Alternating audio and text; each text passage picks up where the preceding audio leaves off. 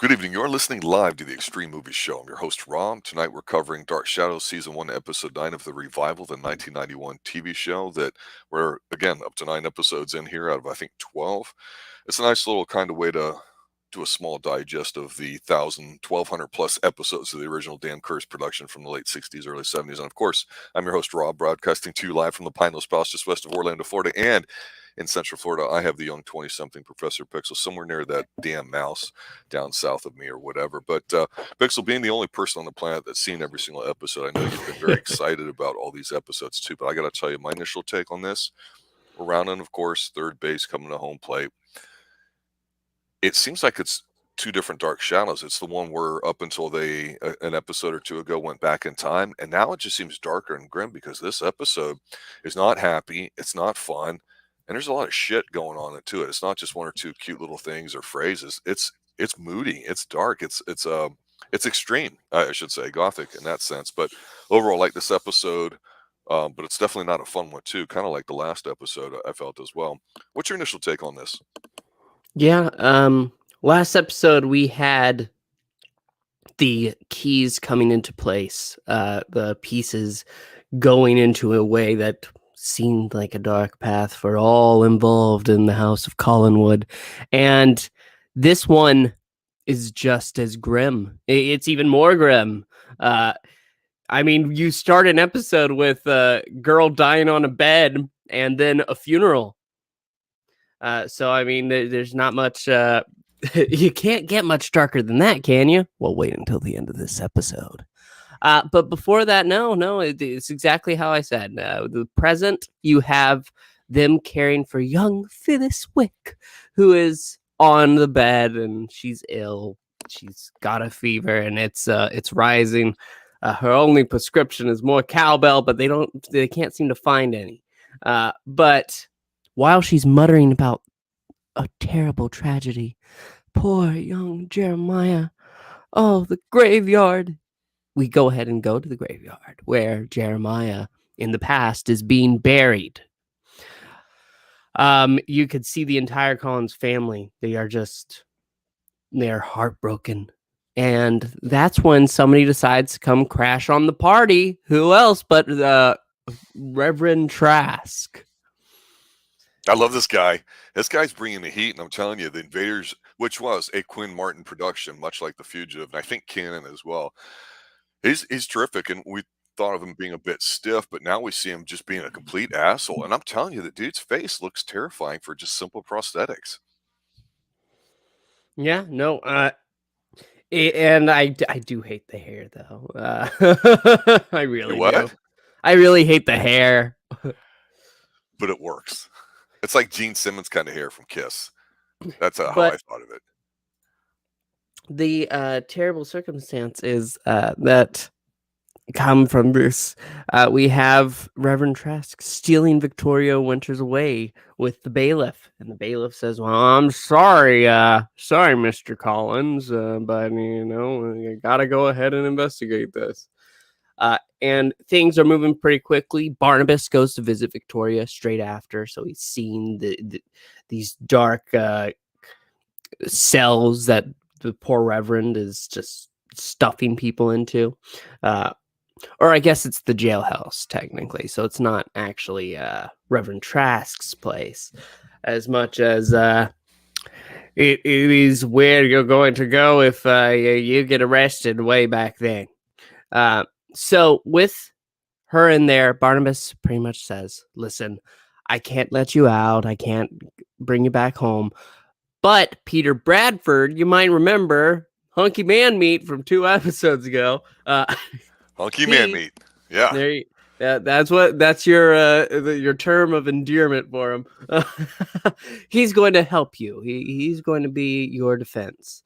And Victoria, she knows pretty much they're accusing me of being a witch, and you know what happens to witches. They're going to hang me. And Barnabas says, "Don't even think of it." But it looks like that may be the path we're going down. And then from there, Barnabas is brooding at home where who else but Angelique is going to try to make her moves? And there, I'll take a breath. Yeah, fog machines are in overdrive and it works. Again, I wish I had a super high def thing on it because it would be so much more richer looking here too than that. And one of the things I noticed early on that I wanted to mention is, you can't have we. This is the second funeral we saw because we saw one earlier where that was raining. We talked about how we don't see rain all that much. Otherwise, it's just constant fog. And Josette, of course, goes apeshit, and she's like crying and jumping on the casket, which you've got to overdo it when you have a funeral. I mean, that's just the bottom line. Something has to go wrong. It's like a bar fight is going to happen in a bar in a movie. You're like, okay, what's the bar fight going to be? Is somebody going to get dragged over the table with all the drinks there by the bartender? Someone going out through the front window? How are they going to do it differently? Who's going to get the chair broken on the back? And in Dark Shadows, the equivalent of that is jumping on somebody's grave. And at first I was like, okay, maybe they're going to still have a little camp element in here, but they don't because it's like Angelique's in the background just looking all smug with the big shit eating grin on her face. Like, fine, fuck you. I got it. What I want. She looks dynamite, by the way, in here too. But yeah, when Trask arrives, it's like the shit really hits the fan. He's a legit heavy. And when Barnabas goes to, talk to her about what's going on, she kind of like almost has to tell the secret of what's going on. It's like, Mm-hmm. how the hell is that gonna go? But yeah, my boy Hunky Man Meat. Apparently, when she tells him a little later in the episode what's going on and all that, and he kind of doesn't believe her, which that's a plot device we'll get into. But it just occurred to me, I went, "Holy shit, Hunky Man Meat, architect and lawyer. Who'd have thunk it? It's a triple threat, right? Hunky, Yeah. lawyer, architect. So good on you, buddy. Your stock is rising. Yeah, the thing with Angelique, I have to bring up a very serious question here for you too, as we get to the scene here where she's just trying to seduce him or like that. She seems legitimately sorry about stuff and all that, but when he rebuffs her and she's like, I'm gonna make you pay, blah blah blah. We know she's a witch, bro. We know all sorts of other stuff, but what I don't understand is kind of two things. One, if she casts the love spell, why doesn't she just do it on him? Like, or does she want to have him freely? Because otherwise she just seems like a crazy, 14-year-old girl. Or what is it about Barnabas that she wants when she could really do that to any man? I don't not understanding her motivations. I'm understanding what she is, but nothing about her background. And I don't mind not knowing it, but it makes it a bit more delicious because she really wants him. And he really is coming across as like, yeah, I really screwed up and I'm really paying the price for it. So I give Barnabas Collins some credit here for, as we said in the first few episodes, kind of simping out a little bit. And here you're like, no, he just made a mistake. And you definitely feel a tortured soul coming on. But with her, I'm just trying to understand her motivation. But what does a witch do when, she doesn't get her way? Well, she goes and she finds some Joshua Collins artifacts or like that, does the pentagram and gunpowder stuff with a bunch of lit candles around her while she's mumbling incoherently some spell stuff, talking to, them, those people. And then she does the old slit her hand blood thing or whatever. And this is where I'm like, this sounds campy describing it, but watching it, the practical effects were so good. Yeah. She makes him rise from the grave like a friggin' zombie, and it doesn't take much other than some white contact lenses and some, fake mud makeup. And, here we got Adrian Paul back. It's like, fuck yeah, this is good stuff. I like what they're doing here. We're seeing more of her. We're seeing more of what's going on. I always like watching these little ritual thingies happen because you get the classic hand shooting from the ground in the grave bit too. That's phenomenal. It's so stupidly easy and done. You wonder why people don't do it more often. Mhm. I just like that particular scene here before Barnabas goes down and talks to Doctor. So I'll let me pause and let you kind of get your take. Well, with Angelique, especially in this scene where she's making her plea. Listen, she's never going to love you. Come on, I'm right here. You're already looking at everything I had to offer. Come on. But no, whenever she's denied, she does go ahead and go and set up this little ritual. I love the camera moving to the hand like it was the Evil Dead. Exactly. Ground level and you can see there where it freezes for a split second as they transition over. That obviously would be the commercial spot that you would have, knowing at what time elements you're going to be dropping some of those in TV or built in for like local broadcasts and stuff. Absolutely. Yeah, and then yeah, no, Barnabas does get to speak to Natalie because Natalie had a small scene where she's saying, "But I know that Victoria Winters, she's absolutely innocent, but there's something in the cards. Something in the cards about a wicked woman." Uh, Yeah. So when she goes to speak with Barnabas, she wants to basically tell him, "Listen, I know I don't understand what's gotten into Josette, but I know in my heart that she loves you." Uh, and from there, we get to go ahead and see as Josette, she takes a moment, she looks in the music box, and suddenly someone's at the door. Natalie?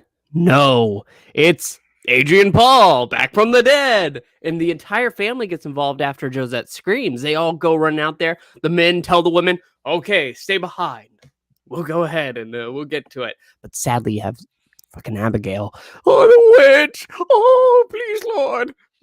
Yes, but you're not talking about the right witch. And we actually don't leave from them immediately because the Countess is able to pull out this locket that goes ahead. This was Josette, but what does that make sense? How is it here? It was buried with Jeremiah. I buried it myself. That's right. And so it's simple and easy storytelling. yeah, and so we get to have these flashes in between Angelique and Jeremiah, who's carrying the passed out Josette in his arms. Where? They're going, of course, to Widow's Hill. And not only the fog machine's on full blast, then it's at night. The wind machines are cranked up to 11 too. And you know what I like? I'm just going to say this, and I want you to continue because I just enjoyed this whole scene. The way he looks, again, simple effects. I like how they're carrying the lanterns, the old school lanterns, and you know everyone's got Ascots on, and they're old looking stuff like that. This is just cool. This just seems like it would be a lot of fun to be a part of, you know, to do something like it, because it just evokes all those gothic things when you don't have a lot of digital stuff and you have practical effects and practical images like that too. And of course you got One-Eyed Willie running behind him too. You know, he's somebody that gives people willies. I know that. Yeah, and so having him there, he's ready to just shoot him, but Barnabas is trying to reason with the dead. "Please, Jeremiah, you must not harm her. You please fight I want this to appeal to your evil." zombie inner nature. Good God, Yes. man, what's left of you? Do something Yes. good. But Barnabas actually is able to reach to him as he's fighting Angelique's call to destroy her. And he says, "Evil?" I think Barnabas said something about the great evil that's affected you. But he goes ahead and says, "Angelique." And then finally, Jeremiah is able to get her down and they pull her away, and Jeremiah decides to end it all right off of Widow's Hill. And his body goes into the ends. You gotta love when Joshua comes back home and he says, "He's at rest, dear, once and for all. No need to fear, your son's dead." It's so stupid. I love it. When I say stupid, it's what I mean like that. It's so stupidly simple. Like I said before, they come back with her, and they're all talking about what's going on, and then they pretty much almost to a T recognize what's really going on here too. And then of course the bigger threat of Josette being taken to the bailiff is that the man of the house there is going to be a defender, and that's not to be looked at because the head of Collinsport is like, you know, big deal. But he's going up against a bailiff, which I want to make a point about him. It seems like I've talked about him being a heavy, but the thing that's really cool is they talked about how, of course, this is a few hundred years ago, and people, you know, we talk about the Declaration of Independence of the United States and being formed, and it's a republic, which means it's a collection of individual states that have their own rights that are responsible for everything that the government's not. And you can argue about politics and what side you fall on. But back then, you still had constitutional conventions, I think, every year for like 10, 14 years until they ratified it. So the point I'm making is this: there were old laws that colonies, again, not states at the time, decided they would go for at the time, and that's where Reverend Trask is able to kind of use that as his juice, his ability to do the stuff that he's doing. And we can talk about the Protestant, Catholic, spiritual, religious aspect of all the show. I don't really think, honestly, it leans too heavy on it for the most part. Like he's spouting his fate and all those terms and everything, but it's not like we go, okay, he's trying to perform an exorcism or this or that or whatever. It just is what it is. And I don't know. I think it's an important point because it gives you a sense of that, plus them actually showing a bit of the old law area where they got booked up as another part of the old town that we've never seen before. That makes you feel like, yeah, when they're here, they're doing a better job of not cutting back to the future when they're in the past. So you get a sense that, hey, this episode's really taking place in the past, and they're not going back and forth where you have to change your mindset. Of course, that's a long-winded way of saying, what we already talked about. But Barnabas, in the meantime, goes up, and of course, he's thinking about Angelique, so he's going through her effects and stuff like that, and he starts snooping. And what happens when you snoop? You find stuff. And we usually don't like snoopers, but we get the old classic Angelique's walking up or like that, and he's in the room right next to hers, manages to sneak out, and he's got something with it, and it's going to come into play a little bit more because he finds the what would you call it? The idol, the love idol that has the two clay parts of them. So he's realizing Yes. this means something. So then he goes to investigate that too. But Angelique was making those little, really intense eye looks with those smarmy looking expressions on her mouth too. And I'm like, oh, this is pretty good. She's going to do something. I don't know what. We're halfway through, and the shit is going to hit the fan. So for you, do you spot anything going on here that you want to comment on? It is basically what you said, with Barnabas looking through the room, and you're absolutely right about Angelique's looks. God, she is stunning. Jeez, uh, she's evil. She's pure evil, but damn, she looks good doing it. And Barnabas has no time to waste. He goes straight to Josette's room and tries to speak to the Countess, and of course, there's Josette, and she's awake now. No, I can't see him. But Countess calms her down, goes outside to speak with Barnabas, and she apologizes because she couldn't stop Angelique from going back to her room. And Barnabas he goes ahead, brushes it off because he did find something and shows. I love. I forgot she said this. She pulls it out. Oh, fetishes! When she's staring at the love idol, and she instantly recognizes this is voodoo, and this is Josette's ribbon. That's The right. figures are Josette and Jeremiah. It is a love spell, and you can see as the Countess is trying to piece it together. She goes ahead and recognizes, oh, well, yes, her Angelique knew voodoo.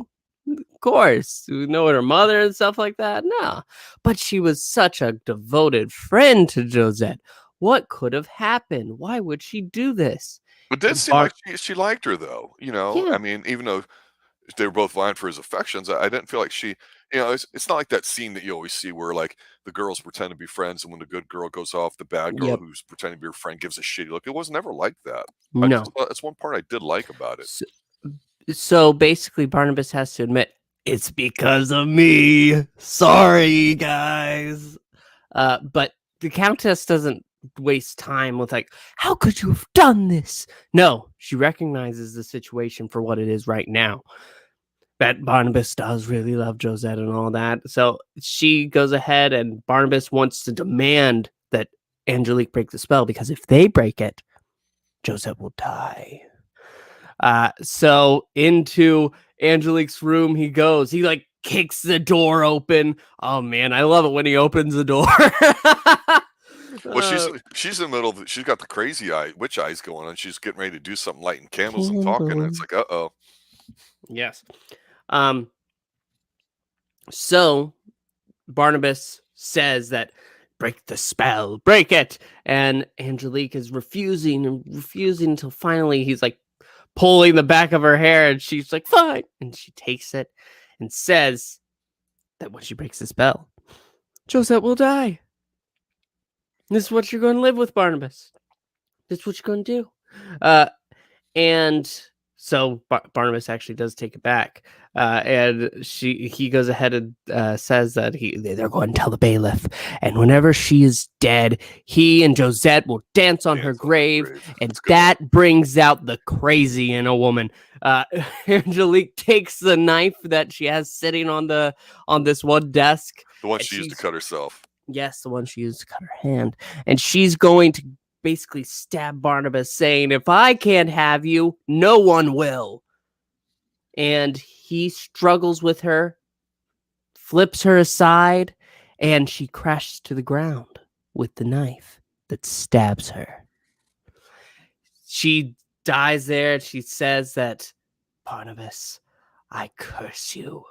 For all eternity, I curse you.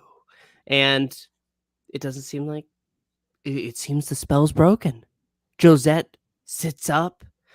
She's trying to figure out what's going on. Well, because she's feeling so strange. And Barnabas tells not Angelique, Josette and the Countess, hey, she's dead, guys. That's it. And then we cut to the present where Willie gets a meal. Yeah, it's obviously not a big struggle like, you're expecting some cool action because it's not that kind of a show. But I have to be honest, I wasn't really expecting Angelique to die like that. And it's one of those really bad, you fall and you accidentally land on the knife sort of thing. And again, it made me think of, what's her motivation here? He can't be the only man out there, and is it the man that she can't have? That's why she wants him. I mean, I would understand that too, but it's really not clear because here we're not seeing him as the head of the household like we pictured him in the first few episodes, where we thought he was a bit more aristocratic than what he is in the way we're currently in the previous timeline seeing him as. Not that he's bad or anything, but he's just a bit more down on the food chain, as it were, societally speaking. But it's fun. It's good that they break this up because it's such a big, intense scene here with Angelique apparently dying that we get Willie, who just got the really, I don't know if it's charcoal where they put on the teeth to make it look disgusting and a little bit of makeup, but he always looks perpetually constipated, like he's getting ready to rip one or something. And he goes back home with a handful of groceries like that to Barnabas, and Barnabas is pissed. And I'm like, Barnabas, cut your boy some slack here. He's helped you out. I'm getting a little annoyed at Barnabas now, and the real time Barnabas. Yeah. Well, Carolyn is, looking like she just had 3 orgasms as she's walking out. And, I mean, it's true. She's very satisfied or whatever. But what's kind of funny is when Barnabas is telling Willie, he's like, there's been a new development in the book. Because I guess the book writes itself too or whatever. And then Willie's sitting there trying to read it. Well, don't you remember the book writing itself? Yeah, but I'm just saying, I had forgotten about it. So here's Willie trying to read it to him with like a 2nd grade education. He could barely say half the words or whatever. It's just an excuse for Barnabas to look away from Willie and say stuff. And I'm like, okay, here we go. These guys have a very toxic relationship together. Barnabas is no good for Willie. Willie's so codependent. Yeah. And Barnabas wants to speak to Julia Hoffman. Immediately, we have to get another seance. We've got to try and go ahead, and we've got to get Victoria back here. Did you think this was a good idea? Because it kind of came out of nowhere. I wasn't expecting that, but it's hard for me to say. Listen, when I watched the original series, the present stopped. People did not go on. In the span of time that Victoria spends in the past, in the present, there's nothing going on. Nothing is happening until after she gets back. And so I don't know. I mean, with their desperation to get her back, maybe. I mean, well, a seance took her there. The logic that a seance could bring her back, that makes sense. However, I think they should have forced Phyllis Wick to sit in, even with her sick. Just have her passed out body laying on the table with the hands spread out. It'll be fine. Okay. Because you got to trade, or at least think about trading. But it's not a good idea, not at all. They are quickly trying to reach Sarah, and I love because with the last one, when Sarah took over Victoria, it was just Victoria doing a small voice, but not when Maggie in this seance gets possessed. It's actually Sarah's voice. It's saying, "You've got to stop. You've got to stop. You're going to let in a great evil." And right as they're about to break it, Julia starts having a freak out by the fireplace. She gets up and they're trying to say, "Julia, are you all right?" And Julia's saying, "I feel like something was trying to get inside." So, of course, they take her to her room to get some rest. And by the time they get up there, she's feeling okay. It's all right. And in she goes. She looks around. She looks in the mirror for a moment, and we see her reflection. And then she smiles as it's her real self. And one more look in the mirror. And who else is there but the soul of Angelique? Ah, ah, oh, it's so good. It's so it feels so weird to say that that's so good, but Yeah, this is the scene where I was talking about how they cut away and Hunky Man Meat was basically listening to Victoria talk about, yeah, after what's this. going on, and I actually thought he did a decent job here. And it's weird because his delivery is a little half off to me. Like I know he's speaking in old world terms a little bit here, so I don't know if he's. I'm going, wow, he's Hunky Man Meat, but he's an architect and he's a lawyer or whatever, and maybe he's not. And he's just overseeing it or whatever, being one of the guys. But he seems like the house he built, and I think his acting is a little better in this than what it was in the first few scenes here too. So I don't know what's going to happen. But at this point, when you're talking about rooting for Angelique a little bit, and it's like, well, she's a bad woman. She's just like um, the one that got away. She wants sort of thing. I mean, you can talk about human nature and if that's realistic or not. And people get triggered by it, but you can talk about Barnabas being a simp and he doesn't, deserve Victoria. But right now, I'm starting to go. A lot of people are a little one notice here, even in the past. Um, and I don't know if that's good or bad, but I think we want to root for Angelique just because she's pursuing what she wants, and everybody else is just kind of pissing and moaning and woe is me, and they're very passive. She's the only active engagement of what's going on, and I like the idea of the whole group in the future trying to get together to figure out what's going on because then it seems like they're working together as a team. And then some of the scenes that really stand out are when they're actually talking to each other and we're seeing more about them. So, for Yeah. example, right here as we're finishing up the episode, we realize that she does kind of not give all the specific details, but lets him know what it is. And he's like, "Yeah, right." She's like, "No, I have proof. It's in a book that is hidden here." And he has this look of, "Oh my gosh, I must find it." He does have a very old world look in a way too. But there's another neat little scene here, real quickly, where in the rain, Barnabas and Willie are burning Angelique, and he doesn't say anything. So Willie does also about spitting on her green and all that. I'm like, Willie, good on you. That's a great line.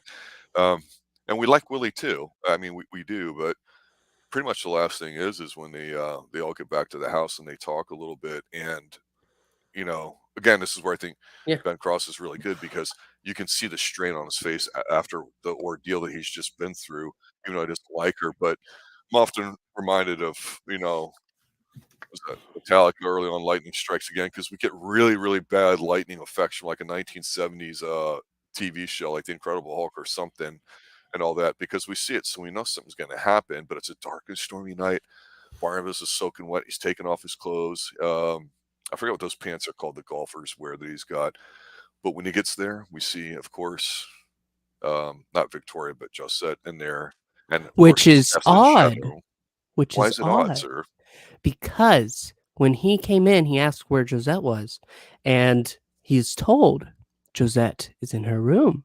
And so he's planning on visiting her as soon as he goes ahead and gets refreshed in his own room. But she wants the D, as it That were. that's So right. That's she's right. all That's hot totally now. what's happening. She had somebody else's, so she's feeling guilty. She's gonna put it on him to, you know, make sure he knows that he's her man. And this is Mhm. understandable. It's kind of basic, but it works. Yeah. It's whatever. Totally So simple, totally understandable. yeah, and of course we get something I wasn't expecting here either too. Of course, because she was bathed in shadow and steps out and has her hands open and he's like, "My love," and they go to embrace all that and they start making out. I'm like, "Oh, they're gonna go at it. Finally, we're gonna see a little something something." And we do see a little something something. We see her turn her friggin' vampire and rip his damn throat out in a messy, disgusting display of how not to do practical effects, but I think they're trying to drive the point home that it's got a lot of venom behind it because then it turns into a bat and flies Yeah. away. And I was like, "Man, a Yes. lot's really happening." And the bat flying away is really, really it's super lame. But then we get Angelique there, laughing Hey. over which I'm like, "Okay, who else am I gonna root for? Who's the most entertaining?" It's by her, not even by a long shot. But I will say this, because I know you're gonna give some feedback on this.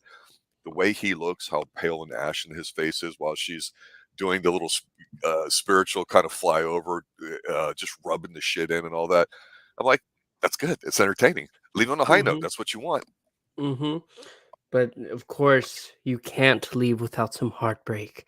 And Josette rushes off. She feels something wrong. She needs to see Barnabas and goes into his room and sees him there on the floor. She's saying, "No, you can't die. You can't die on me," because his body is failing.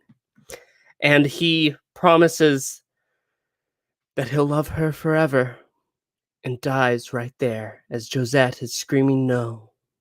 And that is the end of episode 9 of Dark Shadows. Oh my god, it's so good. It's not right that a show can be this good. The other thing I noticed about this episode that I'll close up here with is that I've always thought the soundtrack was decent. It wasn't like hardcore synthwave, where but I felt like it was a little bit darker. We definitely had more things happening. And what I honestly don't recall watching this, some 30, 40 years ago when it came out, I don't remember how it ends because we've talked about season 1, 2, and 3, how a lot of shows now today do world building, and the first season just sets things up without really doing too much, which is lame. And while I understand it and get it, and then like it when somebody has a 5 or 6 season arc and they write it all pretty much at the same time here, I don't know if we end on a cliffhanger or if we just end with stuff setting for what would be season 2, but it's not gonna be clear and concise, so I have absolutely no idea what to make of Barnabas getting whacked here and all that. But, they're definitely upping up the kill count a little bit. I mean, at least not that that's what the show's about. It really is to me about the relationships and plot and scheming too. So we do have the Reverend Trask angle and Angelique, up in her game here a little bit, even though it looks like both of the people in here are dead. So he appears to be dead. I agree with you, but being Dark Shadows, who knows? What's your final take? Another brilliant episode set in the past, and yet we know that the past can't go on forever. There's not much more. Um, There is a key character missing from the past, honestly, and it's a little hard to imagine him not existing. Um, but there's just no time for him to be brought in now. Uh, if we ever go into the original, I'll point him out. I'll say who it is, and I won't tell you why he's important. But if we ever do that, he really is kind of essential to at least Barnabas. Um, but I'm sure they'll find a way to go ahead and bring home the point without him. I look forward to not next week because we have to because of the Super Bowl, but the week after, getting back into it. We only have 3 episodes left, and then it's gone, and I don't know exactly how I'm going to live with that. There you have it, ladies and gentlemen. Dark Shadows Revival, Season 1, Episode 9, finishing strong here. We on Episode 10 in here 2 weeks after the Super Bowl. And until then, have a good night. Thanks for watching. And of course, as always, stay extreme. And remember, Dark Shadows is a Dan Curtis production. Good night, all.